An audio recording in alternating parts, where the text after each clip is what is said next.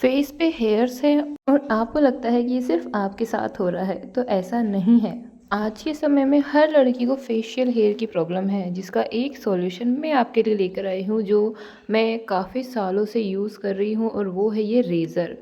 Razor सुन के डरने की ज़रूरत बिल्कुल भी नहीं है। मुझे इसे यूज़ करते हुए 7 साल हो चुके हैं, और इन दिनों का जो एक्सपीरियंस है ना, वो मैं आज आप लोगों के साथ शेयर करूँगी। देखो, स्टार्टिंग में थोड़ा डर लगता है, जो भी धीरे-धीरे ख़त्म हो जाएगा रेगुलर यूज़ के साथ। तो यहाँ पे जो रेज़र मैं आपको शो कर रही हूँ ना, इसका ब्लेड बिल्कुल सिंपल प्लेन नहीं है। आप यहाँ पे एक फ़ोटो अटैच कर दूँगी, जिससे आपको आइडिया लग जाएगा। तो अब इसे यूज़ किस तरीके से करना है, हमेशा इसे नीचे की तरफ यानी कि ईयर की डायरेक्शन में ही करना है, ऑपोजिट में कभी नहीं करना है। इससे आपकी स्किन इरिटेट हो सकती है। तो opposite direction is a big no. तो बस एक ही चीज़ का आपको ध्यान रखना है कि जिस भी डायरेक्शन में आपके फेशियल हेयर है, सिर्फ उसी डायरेक्शन में आपको रेज़र का यूज़ करना है, ऑपोजिट में बिल्कुल नहीं करना। तो अब काफ़ी लोग डिफरेंट डिफरेंट चीज़ें अप्लाई करते हैं रेज़र यूज़ करते टाइम, कुछ एलोवेरा जेल और कुछ फेस वॉश, और इसके अलावा भी ऑयल्स वगैरह बहुत सी चीज़ें हैं।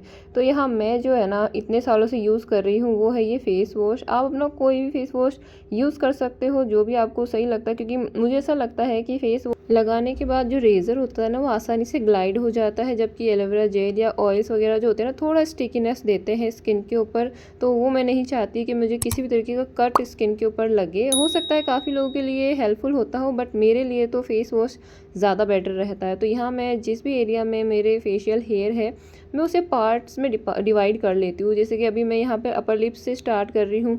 अपर लिप्स प्लस जो चिन वाला एरिया है, इसे मैं एक साथ लेने वाली हूँ, क्योंकि एक एक सेक्शन अगर आप लेते हो ना, तो वो ज़्यादा आसान हो जाता है फेशियल हेयर रिमूव करने के लिए। अगर आप स्टार्टिंग ही कर रहे हो ना इन चीज़ों की, मतलब एज अ बिगिनर, तो आपको एक सेक्शन वाइज ही करना है काम, जो काफ़ी इजी बना देता है फेशियल हेयर को रिमूव करने में। और इस चीज़ का आपको ध्यान रखना है कि पूरे फेस को एक साथ नहीं लेना है। स्टार्टिंग में मैंने भी ये बहुत सी गलतियाँ की है कि मैं एक ही साथ अपने फेस को जो है शेव करने के लिए सोचती थी कि जो भी है फेस वॉश जो है मैं उसे लगा लेती थी, एंड देन जब मैं एक एरिया को कवर कर रही होती थी, तो दूसरे एरिया पर जो फेस वॉश होता था ना, वो ड्राई हो जाता था। तो क्योंकि हम स्टार्टिंग में ना बहुत ही ध्यान से काम करते हैं, तो थोड़ा टाइम लग जाता है। क्योंकि आज मुझे काफ़ी टाइम हो चुका है करते हुए, तो मुझे सिर्फ 5 मिनट लगते हैं फेशियल हेयर को रिमूव करने में। लेकिन एज अ बिगिनर आपको हो सके जितना टाइम लगाना है, धीरे धीरे आपको काम करना है। एक बार जब आपने ग्रिप पकड़ ली ना, तो उसके बाद आपको भी टाइम नहीं लगने वाला। काफ़ी इजी प्रोसेस हो जाता है। 1-2 बार जब इसे आप कर लोगे ना, तो ये आसान हो जाएगा करना। तो इसी तरीके से जो मैं अपने लिप्स एरिया है प्लस जो चिन एरिया है, उसके ऊपर अच्छे से फेशियल हेयर को रिमूव कर लेती हूँ। देन उसको नॉर्मल पानी से वॉश कर लिया। अब जैसे मेरा ये एक सेक्शन कंप्लीट हो गया, देन उसके बाद अब मैं दूसरे सेक्शन की तरफ जाने वाली हूँ। जैसे ये फोरहेड हो गया, जिसके कहीं भी एरिया पे ज़्यादा हेयर होता है, मैं एक्चुअली पूरे फेस का करती हूँ। काफ़ी लोगों को कोई स्पेसिफिक एरिया होता है, तो वो वहाँ ही कर सकते हैं। ज़रूरी नहीं है कि पूरे फेस को कवर करें। लेकिन ये है कि अगर आप आधे एरिया पे करोगे ना, तो मुझे ऐसा लगता है कि वो डिफरेंस दिखाई देता है। तो पूरे फेस पर करना ज़्यादा बेटर रहेगा। इससे आपकी स्किन का जो टेक्सचर है ना, वो भी बेटर हो जाता है। तो अब यहाँ पे जो है मैं साइड वाले जो हेयर्स को है ना, वो रिमूव कर रही हूँ, जो फेशियल हेयर है। तो इसमें आपको ध्यान ये रखना है कि आपको ऊपर की तरफ जो बाल है ना, उसे बिल्कुल भी टच नहीं करना है। सिर्फ नीचे नीचे से आपको हेयर को रिमूव करना है। और जो नोज़ एरिया है, इसको यहाँ पर मैं नीचे की तरफ नहीं कर रही हूँ, क्योंकि यहाँ पर जो फेस का जो हेयर ग्रोथ होती है ना, वो थोड़ी साइड की तरफ होती है। तो इस वजह से मैं इस ब्लेड को इस तरीके से चला रही हूँ। और बाकी आप अपने अकॉर्डिंग देखते रहे, जिस भी तरीके से आपको ईजी लगे ना, आपको उस तरीके से करना है। कट बिल्कुल नहीं लगना है, आसानी से ये काम हो जाएगा। तो बस यही इसी तरीके से आसानी से ध्यान रखते हुए मैं दोनों तरफ से अपने जितने भी फेशियल हेयर है, उसे आसानी से यहाँ रिमूव कर लूँगी। देन उसके बाद मैं अपने फोरहेड का सेक्शन को कवर करूँगी। ये ध्यान रखना है, जहाँ भी आप रिमूव कर रहे हैं वहाँ आपको वॉश करते हुए जाना है, ताकि जो फेस वॉश हमने अप्लाई किया है या जो भी हमारी जो डेड स्किन यहाँ निकलने वाली है ना, वो वहाँ पर ड्राई नहीं होनी चाहिए, क्योंकि हो सकता है उससे किसी भी तरीके का इन्फेक्शन हो जाए। तो हमें वो चीज़ नहीं करनी है। क्लियर साथ में करते जाना है। हालांकि ऐसा कुछ होने वाला तो नहीं है, बट अगर हम ध्यान देंगे तो ये फ़ायदा ही होगा, इसमें नुकसान तो हमारा होने वाला है नहीं। तो जो अपने हेयर लाइन है, अपने बालों का ध्यान रखते हुए अच्छे से सिर्फ एक्स्ट्रा जो फेशियल हेयर है, उसे यहाँ रिमूव कर लेना है। आईब्रोज़ का खास ध्यान रखना है। ऐसा नहीं होना चाहिए कि अपने आईब्रोज़ को ही आप उड़ा लें, क्योंकि मैंने एक बार ऐसी गलती हुई थी मुझसे। मैंने अपने आईब्रो को हल्का सा बीच में से कट लग गया था, लेकिन कोई बात नहीं, पेंसिल से वो कवर हो गया था। क्योंकि स्टार्टिंग में मैं सीख रही थी। तो आप इस चीज़ का ध्यान रखें कि जब भी आईब्रोज़ के एरिया पे करें ना, तो उस वक्त आपको खास ख्याल रखना है।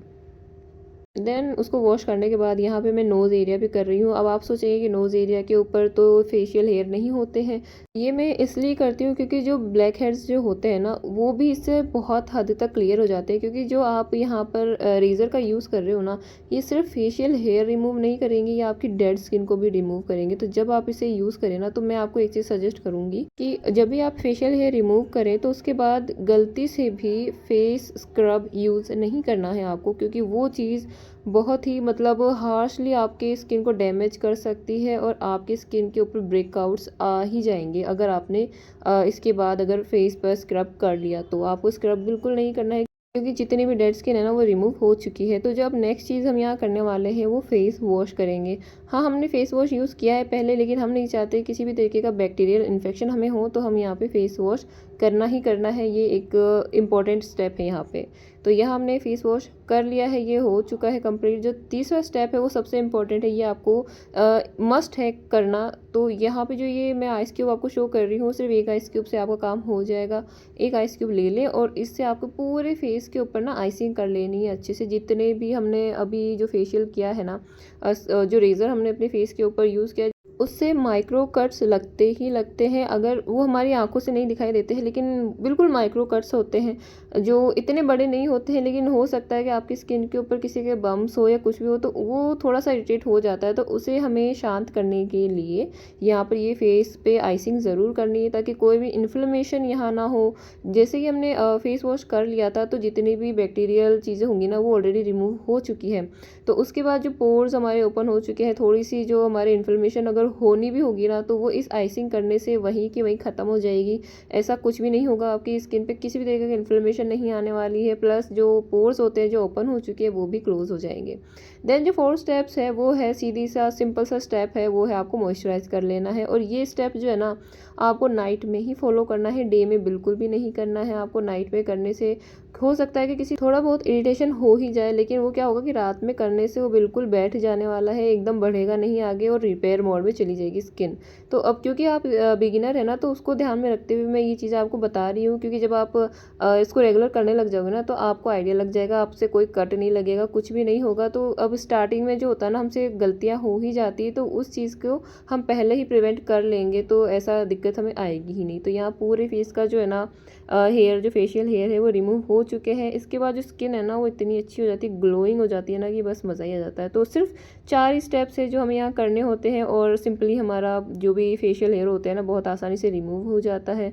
अगर आपको ये वीडियो अच्छा लगा हो तो प्लीज़ चैनल को सब्सक्राइब करना बिल्कुल ना भूलें। इससे रिलेटेड किसी भी तरीके का कोई भी सवाल हो ना, तो आप कमेंट में आके पूछ सकते हैं, क्योंकि बहुत सा एक्सपीरियंस है मेरे पास, उसके बाद ये चीज़ मैं आपको शेयर कर रही हूँ।